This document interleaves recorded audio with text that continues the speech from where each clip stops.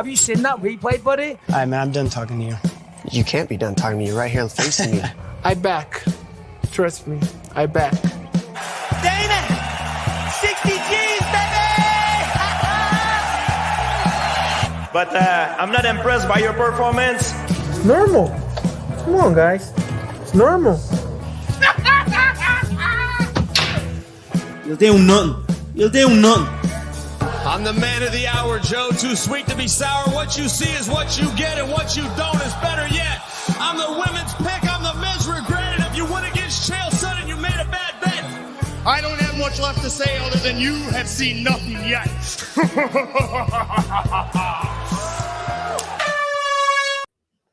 What's happening, Fight Week Show fans, Fight Week Show people? Them we are back with another prediction show.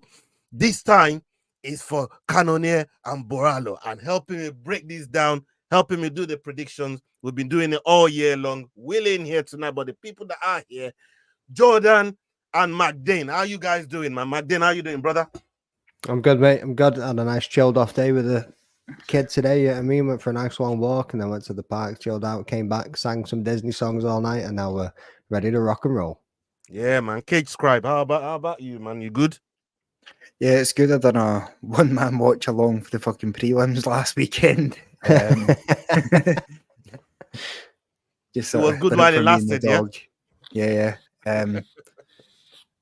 Kind of disappointed about the whole point situation. I thought I was finally caught up to McDane, but it looks like I'm going to have to get a few more points. Do you know what, back. mate? You did. Like, you were a couple of points ahead of me at one point, and I was like, fuck, like, this dog of the week has got to come in. Like, so when that Drickus fight came around, I was like, come on. Like, I can't tell you, Jordan, yeah? You scared the living daylight out of both of us last week. I'm telling you, bro. Because if my dog of the week didn't come in and McDane's dog of the week didn't come in, we were in deep trouble. You was like, you were so close.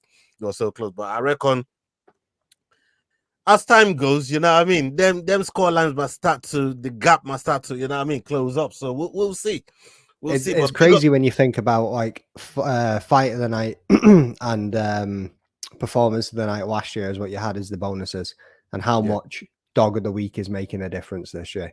Like, Jordan has caught up loads in like the last 3 to 4 weeks alone just from getting his dog of the weeks and hitting him consistently. That's the only thing that's been letting him down for most of it so far this year.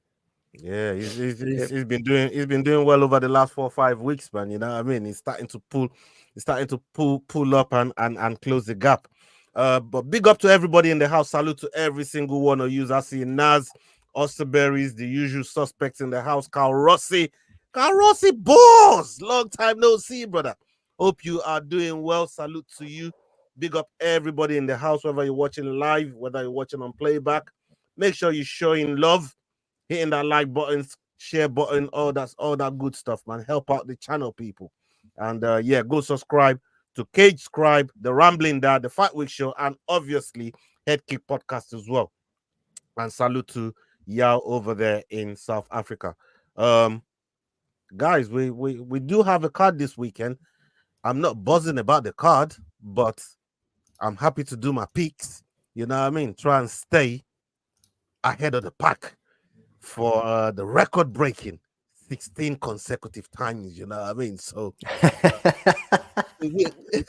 record breaking every week. I stay up top is record breaking, man. We're just talking in the back about how much he was absolutely kecking his pants this week, last weekend, and now he's sitting here talking about breaking records again. You know what I mean? Like, this man is shameless, people. The most shameless I've ever met. Oh yes, I am. You know what I mean? I wear it like a badge of honor. You know, I got trained by Frank Gallagher. If you lot didn't know, always the type of guy to slip your tenner with a right hand and steal it out of your pocket with a left. You're right about that. I am. But without further ado, let's get on to the. Let's look at the card, the board from the previous week. Let's show everybody what that board is saying, the current state of the scores. So we have me at 221, McDane in second place at 217, Jordan not far behind at 215, and William way under. Way under. 208. Give the man. William's dead now. No, yeah. It's great. See, looking at these stats though, 58.3%. That would suggest that I should be ahead. But it's this dog of the week thing. I fucking sucked for the first Bro, 6 months. You've been, the dog of the week ain't on there, but I think I had 9 last week, so now I've got 10. I think Ola had 11, so he'll now have 12. I think you might have been on 7, and now you're on 8. You know what I mean? So it is literally just that difference that's made it. Osterberry's thinks you're 100%. going to take over Ola this week. I don't think it's possible at the current moment in time unless he gets dog of the week. Oh, definitely, mate. Definitely. Yeah, I mean, I'm always 4 points behind. I gained 2 on him last week. Let's get it. Yeah, I think dog of the week is where it was going to make the difference after that little nugget of factual information that Leroy dropped into the WhatsApp. Yes, that's gonna make a hell of a difference. It's about who hits the dog of the week this week, man, because I could very well get toppled this week. But I'm going to do everything in my power to stay up top. But we'll see. We'll see. Do you know what's interesting there? Like you said a second ago about your accuracy, Jod. What? You think you would have the average points per week with that accuracy. But again, dog of the week is the thing that's making the difference there. And it's like 2 by 0.1, 0.2 is the only differences between us all. It adds up over the month, right? Mm-hmm. Yeah, it's not bad. It's not bad looking places in the position right now. It looks very, very competitive, and we're gonna keep pushing till the end of the year, people. So stay with us, hang with us, and we'll see who pulls through come end of the year. Okay, first fight on the docket. We got Cong Wang versus Victoria Leonardo. Cong Wang coming with a record of 5-0. Victoria coming with a record of 9-5. Victoria fighting out of the USA, and we got Cong Wang fighting out of China. These two fighting in the flyweight division. What are the live odds on this one, please, Jordan? Yeah, 1-12 for Wang with Leonardo at 7-1 still. Okay, so he's still staying the same as we can see there on the screen.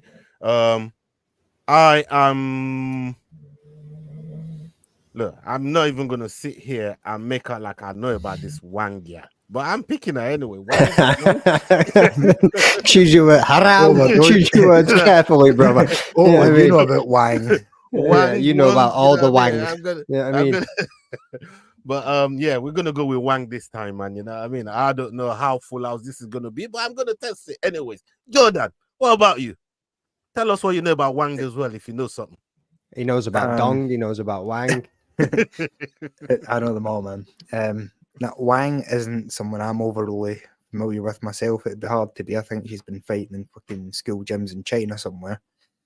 I mean, she's 1-12, but that's it. I don't think it's crazy that Underdog wins this fight just based on the fact that she's had UFC experience. That being said, I'm not gonna take a 7-1 shot at even money here, pretty much. So, gonna have to go with Cong Wang. In the hopes the hype's justified. But if I was having a bet in this one, I would definitely be going for the underdog. 7-1's a really good price for a UFC debutant that we don't really know much about. So, Leonardo, if you're having an actual bet. Yeah, man. We know Osterberry knows about Belal. You know what I mean? Like Osterberry's come on, talk to. We know you know about Belal. We know you love Belal, bro.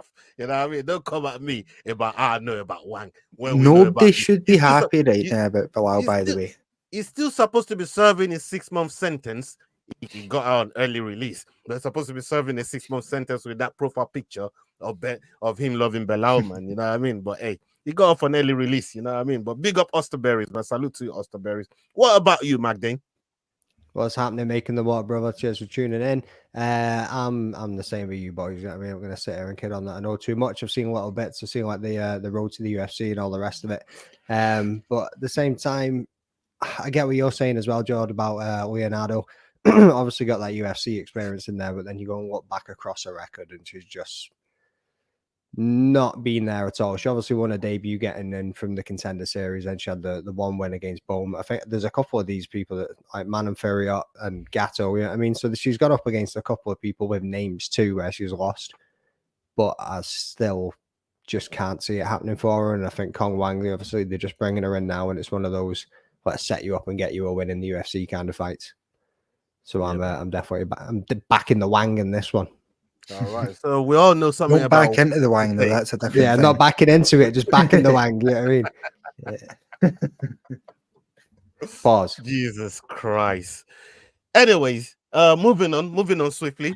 Let's go to the next fight on the docket. I mean, why can't this guy's name just be Nathan Fletcher? We've got Nathan Fletcher versus Zygimantas Ramaska. This is happening in the That's what you flyweight did with the division. Wang. Zygimantas Ramaska. Zygimantas Ramaska coming in with a record of 9-2. That's a Harry Potter spell, that. And Nathan Fletcher. Jesus Christ, some of the names that you have to pronounce on this show, man, is a madness. But big up Zygimantas, man. You know what I mean? Salute to Zygimantas. I ain't trying to rip your name. Well, I am, but I ain't. You know what I mean? Nathan Fletcher, we like that one. He's coming in with a record of 8-1. And Zygimantas. Who put that American flag there? I know, yeah. Wee Roy, bro. What's happening? Yeah. Hold on. What's that? Hold on. What's this? Like, Zygimantas is English, no? He's fighting out. America, they speak fucking Scouse. This brother trains with Paddy. He trains with Paddy. He trains with Paddy. He trains with Paddy. He's English, not you know what I mean? Zygimantas, bro. What? Nathan Fletcher's English. He trains it next year. Yeah, man. When I got the fucking Nigerian flag next to the other fella. Nah, I ain't trying to kill Zygimantas' name. That's my boys' people, man. The Modestas, but F Leroy's in the chat. They come from that neck of the woods. Yeah, you were saying? I was just saying F Leroy's in the chat.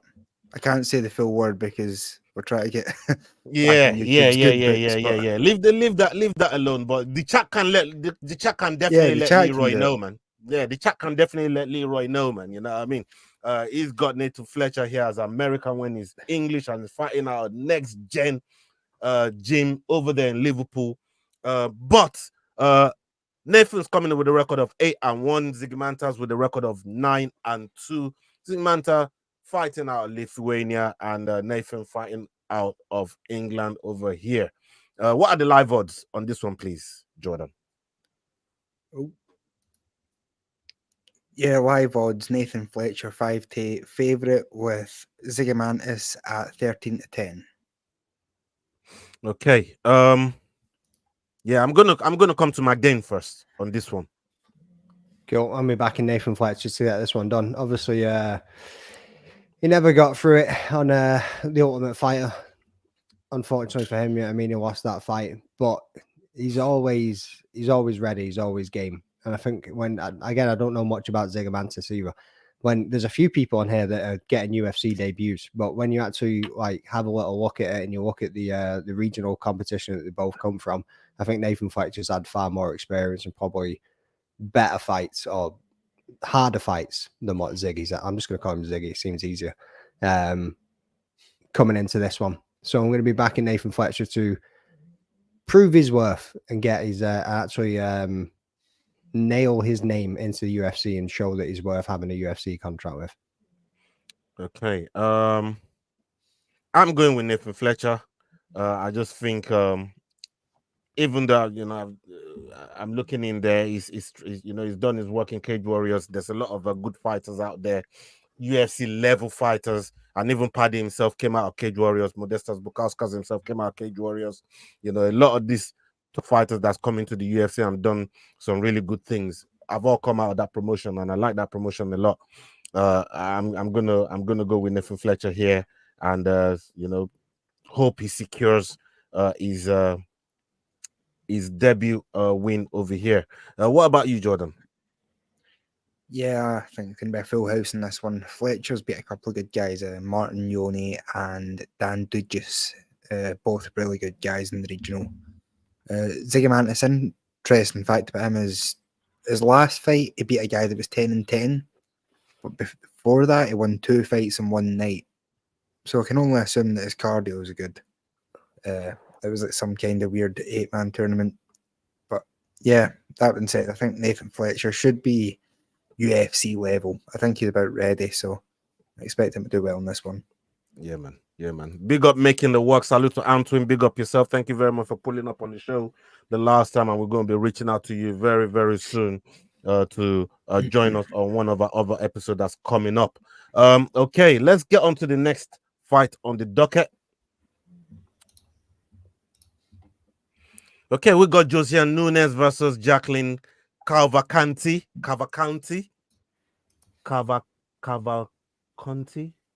Just move on, bro. Yeah, Just Jacqueline. Yeah, we'll keep it at Jacqueline, man. Yeah, Jacqueline. Big up yourself, Jacqueline. Jacqueline coming with a record of 6-1. Josiane Nunes coming in with a record of 10-2. And Nunes fighting out of Brazil. We got Jacqueline fighting out of Portugal. This fight is happening in the bantamweight division. What are the live odds on this one, please, Jordan? Yeah, Cavalcanti's favourite at 4-9 with Nunes at 15-8. Sorry. Okay.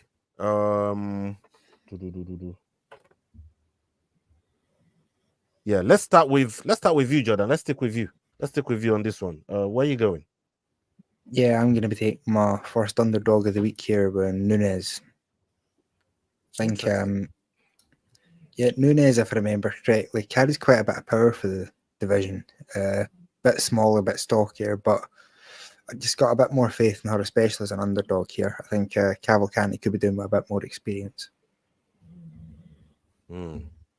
Magdalene?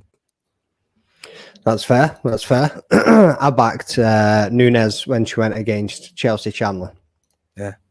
And that was the same reasoning as well, was the power. But then you look at how she actually performed. Yeah, I mean, she's got a bit of a dog in her as well. She keeps pushing forwards all the time as well, but she's a bit of a one-trick pony. It's always overhands. You know what I mean? Jab, overhand, jab. She always just kind of goes for the same thing. What I noticed in that Chandler fight as well is that she actually really struggled with the length. And I think when you look at this as well, she's going to be 6 inches shorter than Cavalcanti. Obviously, Cavalcanti's only got one fight in the UFC. She's come from the LFA before that. I think she might have been a champ somewhere, but not too sure. Can't remember. But same again. And she's quite well-rounded. Her grappling's not too bad. And that's where we've seen Nunes struggle against Chandler as well. And I was like, Chandler's a bum. There's no way she's going to beat her. And she actually walked all right against her and just made it a tough night for Nunes. So this time, I ain't backing Nunes, and I'm going to be going with Cavalcanti on this one. Okay. And there's one thing as well with Cavalcanti. She definitely got power, and she, she can't finish on strikes as well. But when you look at Josiane Nunes again, that fight against Chelsea Chandler, you expect her to go and get it done, and she just let that fight just get away from her. You know what I mean? And sometimes I don't always give fighters too many chances to be letting me down before they feel my boss. But on this occasion, yeah, she's definitely feeling the boss, man. She's going under the boss. We're going to go with Cavalcanti on this one. So Nunes, under the boss you go. Cavalcanti, right shotgun. Let's get on to the next fight on the docket. We got Borshchev versus Llontop. This fight is happening in the lightweight division. And both of you start laughing, man. You know what I mean? I ain't trying to call. Just call him Slava Claus, bro. Just call him Slava Claus. I'm not trying to call that first name, man. You know what I mean? Before I kill it off. What, James? It's not that difficult, mate. No. Not Either that. Not James. Borshchev coming with a record of 7-4, won no contest, and James is coming with a record of 14-3. James fighting out of Peru, and we got Borshchev fighting out of Russia. Like I said, this is fight happening in the lightweight division. And what are the live odds on this one, please, Jordan? Yeah, Borshchev's still 5-11 favourite with Llontop at 9-5. Okay. Yeah, I'm gonna go first on this one. I'm going with Borshchev on this one. I just think again, James is a guy that I saw on the Ultimate Fighter. He talks a lot of the talk. He talks a lot of the talk, but he didn't really back it up like that, you know what I mean? So I don't know. I think when you when you look at the way that was it? Hold on. Yeah, it wasn't tough. It was contender series. It was one of them competitions there. But when you look at the way that it talks the talk, but don't back it up in the octagon. Got his debut, didn't really do it in the debut, and it's coming against a guy like Borshchev, and I think Borshchev's gonna have too much experience, too much grappling, and Borshchev can still stand and strike with him, but I don't think he's gonna do that because Llontop got that reach and height over him still. So I think for me, I'm definitely gonna stick with Borshchev on this for those reasons, man. I just don't think Llontop is gonna be able to get it done. What about you, Magdalene? I'm with you as well on that one. I'm going to go with Borshchev, big Slava clause. James Llontop for me. I mean, like, obviously he won his Dana White Contender Series and he come in against Chris Padilla, who I think was a short notice fight at that time as well, and ended up losing to a submission. Don't get me wrong, like, Borshchev record is not looking too pretty at all. Like, he's had like 3 losses in there. He's got 1 win. He's got the draw against Nazim Sadikov, which was a bit of a banger. Then obviously he came up against Chase Hooper in his last outing, and obviously we all know how that went. Like, Chase Hooper surprised everybody. He dropped him and he just absolutely mauled him on the ground when it came to the grappling and jiu-jitsu. It was like an incredible performance of Chase Hooper. But with that being said, I don't see this one going to the ground. And as you mentioned, Borshchev can crack. You know what I mean? Like, the dude has got some power. Him after a few drinks. I know, yeah. Fucking just call him Slava claws from here on out. Big Slanta claws. He KO'd Chris Duncan, you know what I mean, and his Dana White Contender Series too. Like, the man's got power in his hands, and this one's going to be staying on the feet. And as far as I'm concerned, it's going to go his way. Yeah, Jordan. Yeah, I'm going to be picking the reverse Ola as well. I think that Borshchev, ever since the Chris Duncan fight, very much. I've rated his boxing skills quite highly. He's never seemed to be able to get any kind of consistency behind it. I think that's probably due to his lack of octagon time. So yeah, I'm gonna put a bit of faith in him to finally put it all together. Maybe even get the knockout win. I think he's gonna get a knockout as well. And I think after that last fight, he's kind of got to bring it back in this one as well, hasn't he? We got a little comment here from Leroy, man. He says, "My bad, guys. It was a replacement fighter. The original up was American. We don't give a damn." How about that, Leroy? No, that sounds like a you problem, mate. No, big up yourself. Big up yourself. Okay, let's go to the next one. The next one on the docket, we got Zach Reese versus Jose Medina. Jose coming in with a record of 11-3. Zach Reese coming in with a record of 7-1. This fight is happening in the middleweight division 185, and Zach Reese fighting out of the USA, and we got Jose Medina fighting out of Bolivia. What are the live odds on this one, please, Jordan? Yeah, still 2-11 for Zach Reese with Medina 4-1. Okay. You know what? I'll start with this one. Medina ain't got a clue who this brother is. Looks like he just came off contender series a little while back, and it's coming off a loss to a brother's name that I can't equally pronounce. I know it's Magomed. He's one of the Magomeds. Oh, it doesn't know how to pronounce his name, but he will be betting on him the next time he fights whoever he is.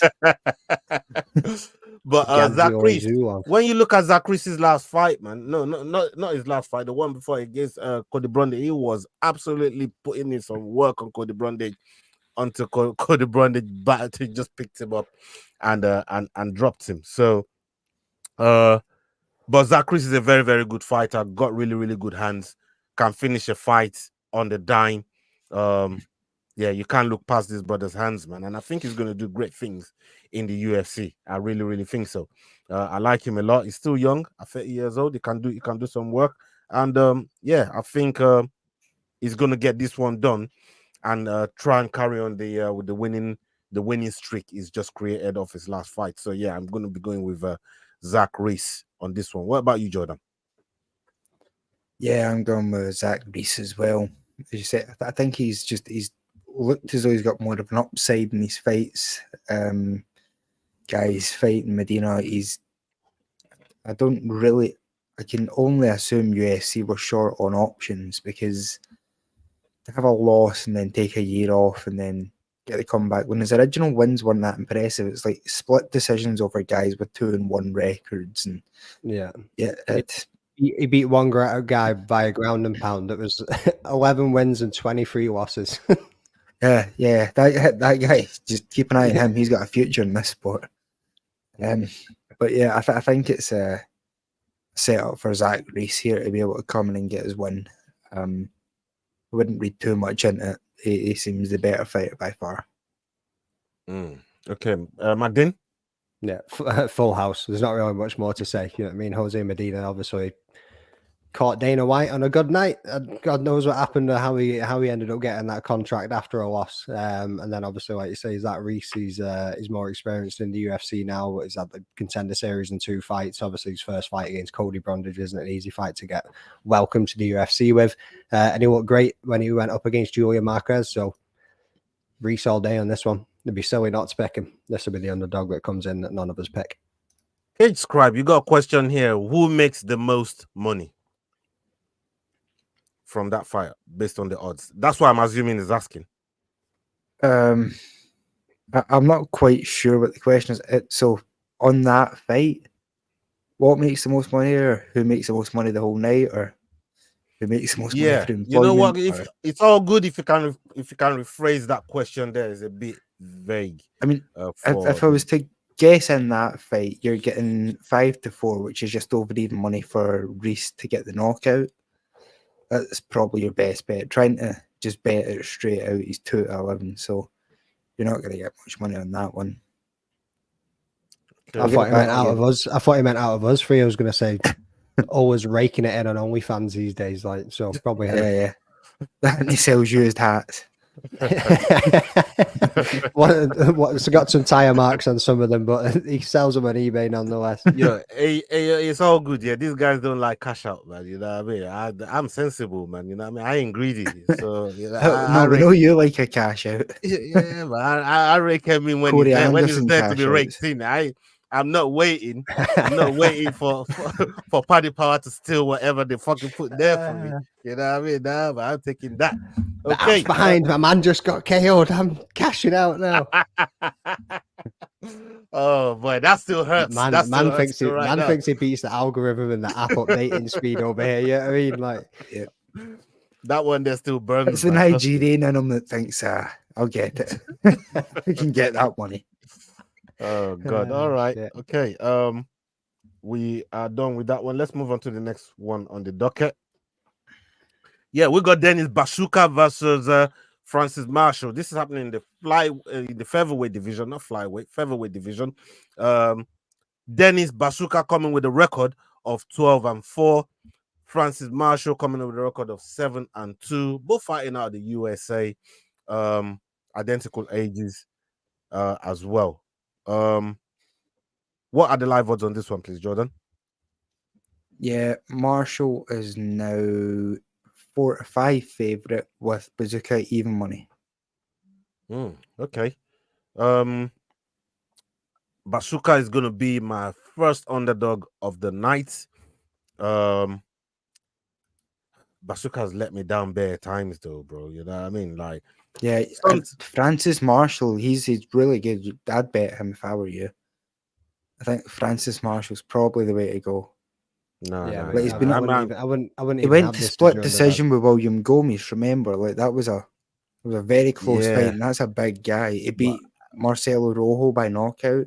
Bro, Matthews, like you can have him as your pick. But I would not do that to a friend. I would not take a friend's pick like that. Yeah, you wouldn't tell a friend about a wrong cash out that ain't happened, and you're telling me this brother don't. I ain't listening to you. Listen, this ain't like Corey. Buzukja, I picked him to beat Woodson, that uncomfortably built brother. I don't know. This Buzukja, I liken it to, like you got RPG and then it jams on you. And you know what I mean? Or RPG that turned into a water pistol. This Buzukja, no Buzukja, Exactly. nothing. You know what I mean? Exactly. And hopefully this time it's gonna let off. You know what I mean? Hopefully this time it's gonna fire off and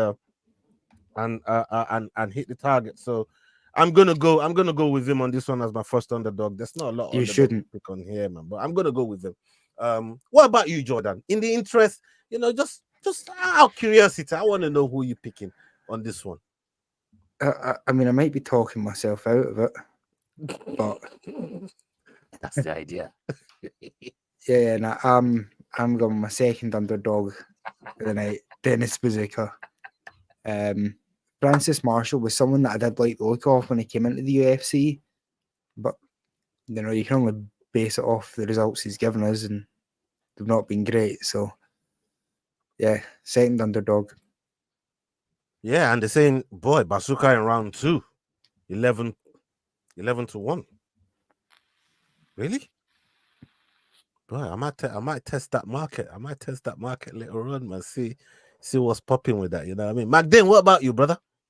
Yeah, so I wasn't really looking at this one too much, and Francis Marshall is definitely going to lose it. So yeah, I'm going with Buzukja too. So I backed Buzukja or Veruca, whatever you want to call him, against Sean Woodson. I backed him against Jamal Evans. He let you down as well, did he? This brother let me down twice. And then it came around to that Conor Matthews fight, and I was like, where's my bus keys, son? This guy went right under it. Never put him on it. And he came out and actually looked great. Yeah, I mean, it was the best fight you've probably ever seen him in. Like, he looked phenomenal. And I was like, damn. So then when I'm looking at this one, and again, looking at Francis Marshall and what he's put out there so far, I was like, to take Buzukja as an underdog, I'm doing it this time. He's back on the bus, brother. He's back on the bus. He's back on the bus riding shotgun, yeah? Not quite shotgun yet. I mean, he's a few rows back. He's in the back. There. Yeah, he's there, but he paid his fare and he's back on the bus anyway. He's got his hood up. Yeah, man. He's got his headphones in. He's keeping a low profile. You know what I mean? Like, okay. He's getting off. He's getting off in the next stop though. If he fucks this up. Yeah, but for betting purposes, he's not getting off. He's getting thrown out, bro. You know what I mean? Remember the old bus used to. Remember the old bus used to have the door at the back. He's getting off as it's still moving. Like, see you later. Getting dash out. Serious. All right, let's go on to the next fight, people. The next fight on the docket goes as follows. Boom. Okay, we got Edmen Shahbazyan versus Gerald Meerschaert. This is happening in the middleweight division, 185 pounds, and we got Edmen Shahbazyan coming in with a record of 13-4. We got Gerald Meerschaert. This guy is, boy, he's had a lot of fights, 36-17. Both fighting out of the USA. And what are the live odds on this one, please, Jordan? Yeah, still the same with Shahbazyan at 3-10 favourite and Meerschaert at 5-2. This is one I pondered on a lot. I pondered on this a lot, but we're gonna stick with Magdane on this one. Let's see what Magdane's got to say on this bout. I'm the same, mate. I pondered on this one too. Yeah, I mean, GM3 is an underdog, and obviously as a veteran and all the experiences you got, as you just said there, 36 wins and 17 losses coming up against Shahbazyan there, who's not as like the most consistent record either. Like, but when you do look at his record, Anthony Hernandez, that's not an easy fight to win either. Nasruddin Imavov obviously is like a solid opponent to go up against too. Same with Jack Hermansson. Yeah, I mean, they're not bad losses that he's had. You look at his fight against AJ Dobson, sparked him. Yeah, I mean, same with Wang Ambula. So then you're looking at Gerald Meerschaert's chin, which has been questioned and tested and rocked before. I reckon this man's going to have the power to be able to get it done, but there is the grappling aspect of GM3. But Shahbazyan just needs to keep him away from that as much as he possibly can. Yeah, I'm with you on that one. For me, John's changing his pick. I can already tell that he's changing his pick.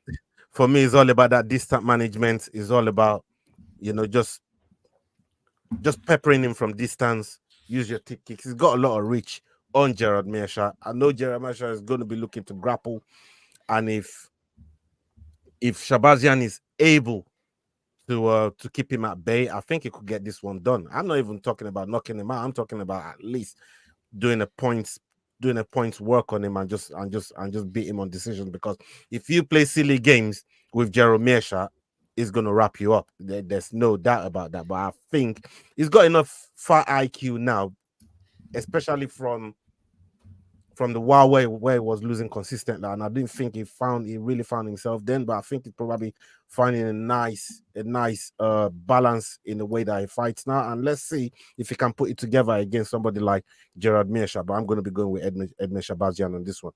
What about you, Jordan?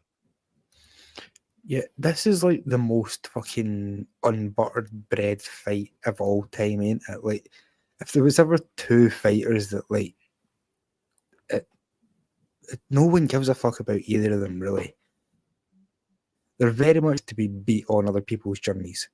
That being said, I think Shahbazyan's probably had the higher upside throughout his career. It feels like he started going to spar with Strickland and Chris Curtis and then just fell off a cliff somewhere. Meerschaert has been knocked out and punched around and submitted by all sorts of folks. So I'm probably going to go by Shahbazyan and get the decision here. Okay.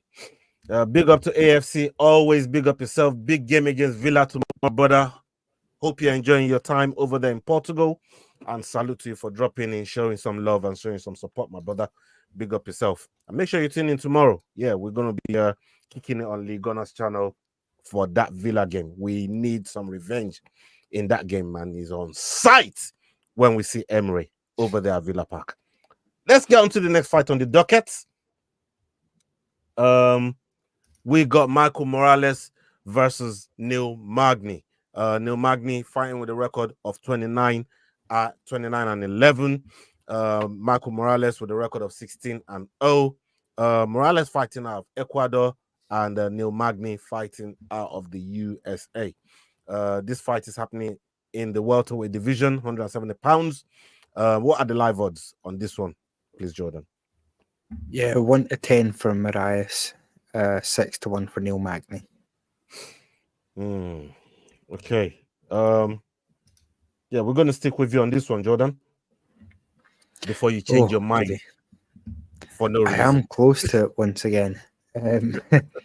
This is one of those fights that sort of plays tricks with your mind because Morales might be unbeaten, but it hasn't been overly convincing in every fight. You know what I mean? It's been by decisions, but I don't know. It just hasn't seemed like the next world champion. Usually when a guy's 17-0, one of those fights in the UFC, you're looking at him as potential contender. But for some reason, no one's really getting that with this guy, and I understand why. Neil Magny just derailed Mike Mallow, was another sort of hot prospect out of Canada, probably one of their best I've had for a while. You have to be careful not to overlook Neil Magny.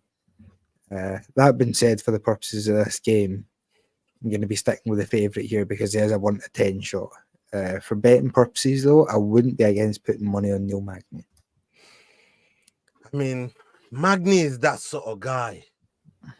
That Gary fight was so hard to watch. It's still in my head till today. Like, that fight was like hard to watch. For Magny, you know what I mean? Not for Yangari. Yangari did what he had to do. But for Magny, that fight that was just hard to watch. Picked him to lose against Malo, and then it goes and get that win against Malo, like against Malo. And I'm thinking to myself, like, what the hell is going on here? You can't call it with Magny. You can't call it with Magny. But Michael Morales, it looks like you can call it with him. This brother has been consistent the way he's been moving. Big Jack Matthews, Max Griffin, he's got that experience in the UFC. And you know, he can finish a fight. He can do the point scoring if he has to. I'm gonna go with him. You know what I mean? Get to Caio against Trevor Giles. All these fighters in the UFC, he's been there and he's got that experience that I think he needs to compete against somebody like Neil Magny and keep his streak going. So, but then saying that Magny is just the type of guy that shut everybody up, that picked this guy, you know what I mean? But I'm going to pick him and I'm waiting for Magny to come shut me up on that one. So we're going to go with Michael Morales. What about you, Magdalene? Full house on this one, boys. Just to reiterate a little bit on what Gerald was talking about and what you've mentioned as well, the Mike Malott fight. Like Neil Magny, you can never really count him out of the game. But I think what the difference is here, and again to reiterate what Gerald said, like Michael Morales has never looked like anything spectacular. Like, yeah, he's had a couple of knockouts, but then the last 2 fights have been decisions. But that's exactly, he's consistent is the main thing. You know what I mean? Like he's well-rounded. And what we saw with Mike Malott and how Neil Magny managed to get that opportunity was he gassed. And when he gassed, that's when Neil Magny ended up taking the fight. And we know what Magny's engine is like. No, there was a ground and pound finish on it. He just absolutely hammered him. And Morales is going to go these 3 rounds pretty comfortably and just do what he needs to do. You know what I mean? Maybe he needs to work from the outside, whatever it is he needs to do, but he'll point fight Magny all the way to the end. So stick him in the favorite on this one for me. Okay. All right, let's go on to the next one. We got Can Offley versus Myron Santos. This is happening in the featherweight division. Santos is coming in with a record of 13-1. We got Can Offley coming in with a record of 11-2, 1 no contest. Offley is fighting out of Turkey, and we got Myron Santos fighting out of Brazil. What are the live odds on this one, please, Jordan? Yep, Santos still 8-15 favourite with Offley at 13-8. Okay. Magdane, let's start with you. So I know absolutely hee-haw about either of these fighters. But from going over the records and just having a quick little look, also Offley's going to be having like the grappling advantage in it, and then we're looking at Santos as the striker. As we're going in there, 24 and 31 years old, they've both got quite similar records as well. You've got a height and a reach advantage for Santos, and I think going into the UFC, both of them debuting, I'm going to be sticking with the favorite on this one. Okay. Here I'm going to pick my second underdog of the night. I'm going to be going with Can Offley on this one. As you said, don't really know much about these 2 guys, but having a look at what they've put together so far, it looks like Offley at least has a slight chance of toppling Santos. And it'd be interesting to see how that one pans out. But yeah, I'm definitely going to give Offley a chance and see what their debut is definitely about. We got 2 debutants on the main card of this fight night. That tells you what the whole card is actually saying, people. You know what I mean? This card is what it is, and we're just going to take it for what it is, man. Hopefully it delivers way more than what it says on paper here. So we will see. Jordan, what about you? Yeah, so I'm the favourite as well here. I think the size advantage is going to be a bit too much to overcome, and I think his experience is just a bit better than his opponent. So going with the favourite here. Okay, let's go on to the next one. Right, we got Ryan Loader versus Robert Valentin. Robert Valentin coming with a record of 10-3. We got Ryan Loader with a record of 6-1. Loader fighting out of the USA, and we got Robert fighting out of Switzerland. Yeah, Switzerland. That flag there. I don't know. Switzerland. Yeah. I don't know what that. Anyways, he's fighting out of Switzerland, and these 2 fighting. I don't know if he's meaning Czechnia or something there, but yeah, because I'm thinking I'm trying to work it out. Like, hold on, what is the flag wrong? I think the Nordic tattoo should be giving it away a little bit. You know what I mean? But this fight's happening in the middleweight division, people. What are the live odds on this one, please, Jordan? Yeah, Valentin's still 10-17 favourite with Loader at 7-5. Okay. Yeah, I'm gonna go first on this one. I'm gonna be going with the brother from Che, Valentin. We're going with Valentin on this one. Again, another debutant on the card, but his work looks all right coming into this event. He's fought on Aries, fought on RCC and Lions FC, wherever the one that I actually know is Aries. I know Aries well. I don't know. I'm not familiar with the other two, but we're going to be picking him. His name is called, well, he's got a nickname called Robzilla. You know what? I fuck with that nickname. Yeah, man. You know what? Let's go with Robzilla and see if he actually robs Mr. Loader on this fight, and see if he goes by his nickname. What about you, Jordan? Yeah, so this is obviously the Ultimate Fighter finale. That's why there's so many debutants on it. Valentin has been really good. First round finishes in both his fights. One was a knockout, second one was a submission. Really violent, vicious fight. He just beat Paddy McCory in the most recent episode. So I'm taking him to get the knockout here. I think he's the more complete fighter. He looks bigger and physically stronger. It's harder. The only worry would be getting sort of laden parade to decision, but hopefully not, because it's a finale.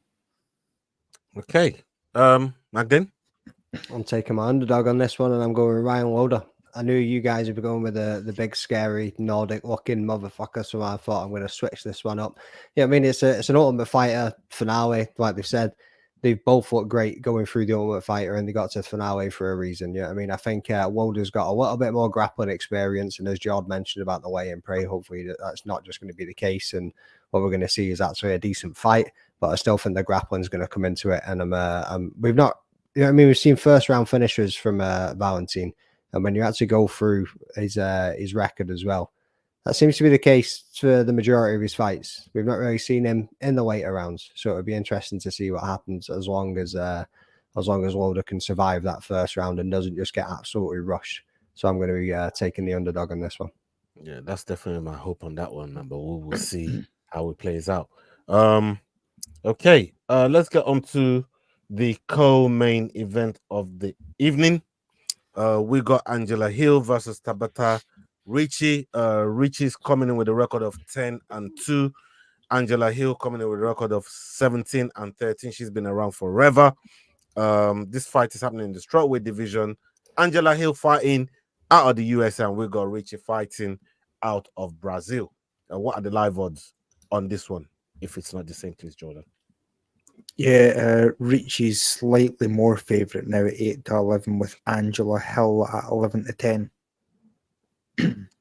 Okay. I went first on the last one, so let's stick with McDane on this one. Cool. I've thrown Angela Hill under the bus. I don't know how many times. Not this time. Tabitha Ricci is fit as fuck. I'm sorry to keep swearing, you know what I mean? But no, you're not. she's got an ass you can't pass. Like, I swear to God, man, the woman's unreal. She's outstanding. 10 out of 10. But we've got. So I'll tell you what, Angela is going to try and pass on that one. Yeah, mate. Like, she's Angela Hill has been like the gatekeeper of this division. And even like, you know, I mean, when people are coming in and you got contenders coming up, Angela Hill is always standing in the way. And even at 40 years old, whatever the hell she is, 39, like, we've seen Tabitha Ricci go to split decision after split decision, and you could even argue that Pennington one went to Pennington. It was very close when you're looking at Ricci. Yeah. So I'm going to be taking Hill on this one. Okay. It's going to be a decision, and if it goes to split, it's probably going to go to Ricci. Yeah. Ricky, whatever you want to call her. What about you, Jordan? Yeah, that's a tough one. I picked Angela Hill, but McDane's a prick, so now I'm rethinking. Do you know what? I'm just going to stick with Angela Hill. I think Dog of the week. No. No. Uh, I think Angela, she must be like the most experienced fighter in the female roster at this point. I feel like she's in a fucking co-main event every other week. Ricci, obviously, when you look at the records, hers looks far more appealing, but you just have to sort of hope that Angela Hill's experience is going to get a decision win in this one.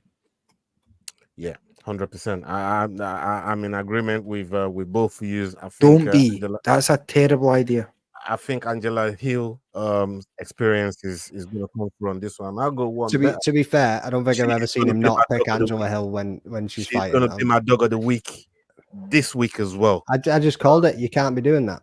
Yes, I can. No, go back to sticking up for him. Mate. Oh, yes, I can. Oh, yes, I can. I am. Him defending you like, no, to be fair. All right, I am. Yeah, I mean, Sam, I am over here. Yes, I can, and I am. Green eggs and ham. Jesus.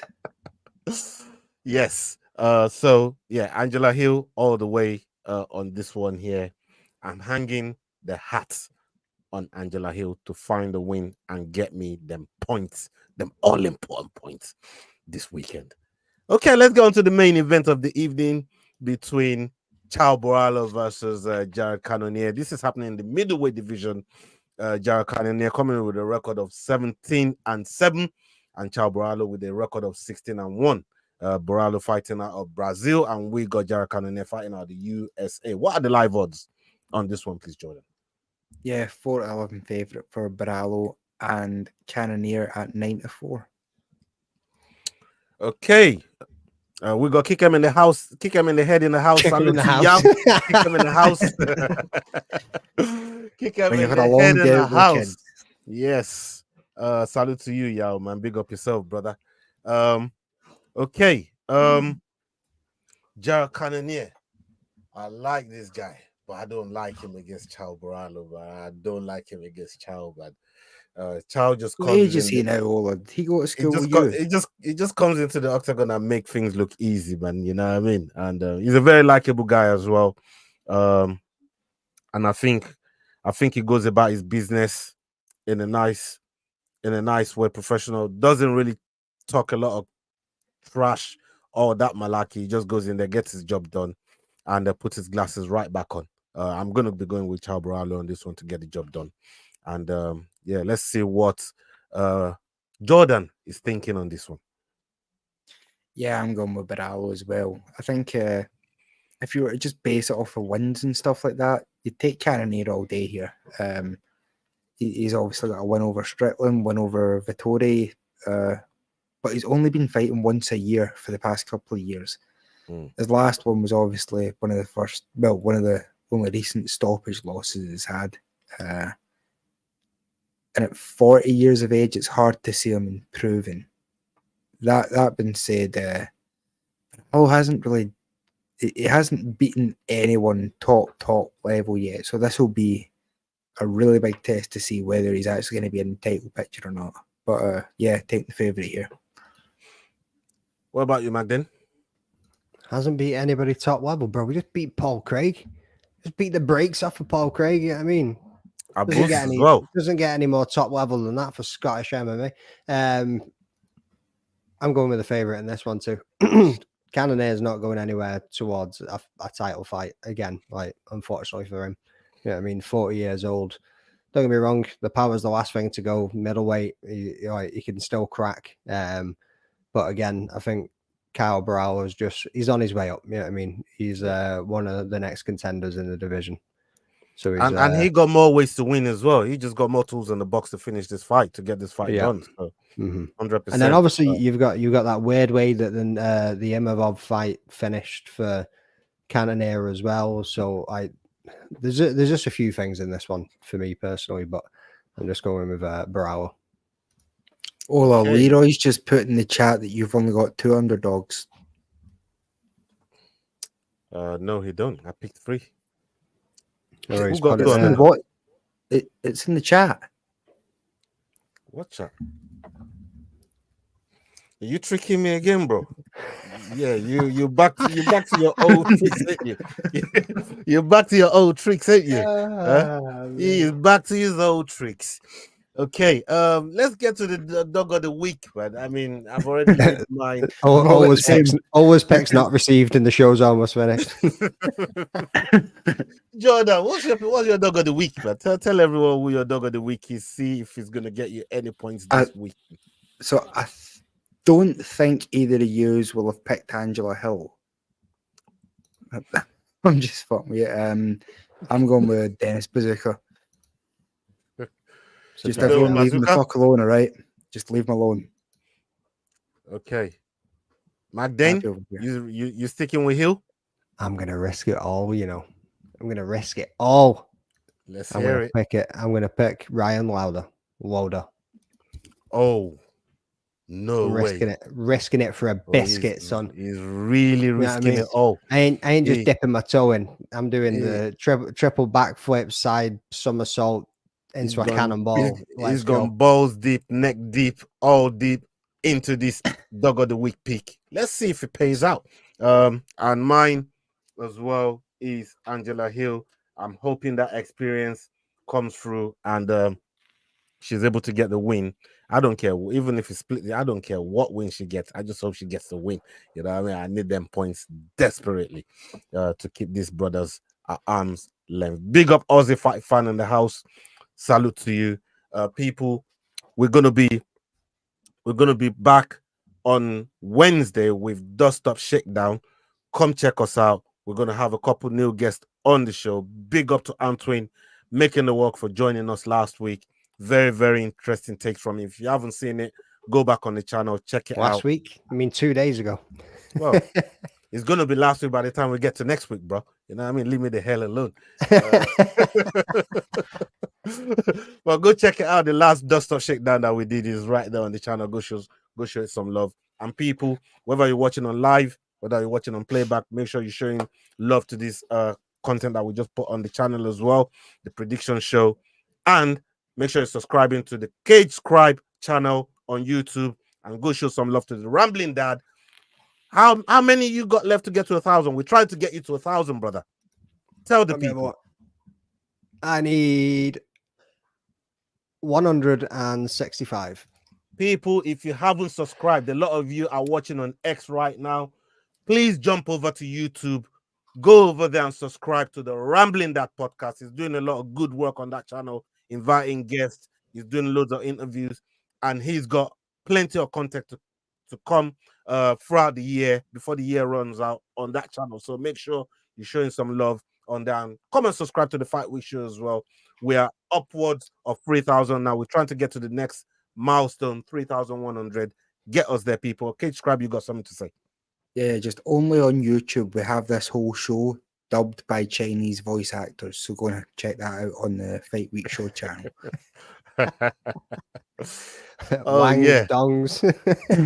Oh my God. Wang Dong's doing the voiceover. Hey, listen, Jandaroba's gonna be pissed off with you the way you're moving right now, bro. You know what I mean? Calm down. Won't show me a Wang anymore. People, up onto the next video. Hasta la vista. Salute. We're out.